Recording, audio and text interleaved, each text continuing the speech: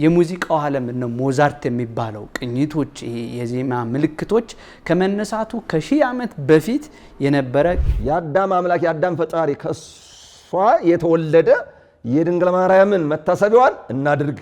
መጽሐፍ ቅዱስ በስብስብ ደረጃ እኛ ጋር እንኳን የደረሰው መቼ ነው ብለን ስናነሳ ከመጽሐፍ ቅዱስ የወጣ ነው። መጽሐፍ ቅዱስ አይደለም። እውነት ለመናገር ነገረ ድነትን በቅዱስ ያሬድ ልክ ያስተማረ አለ።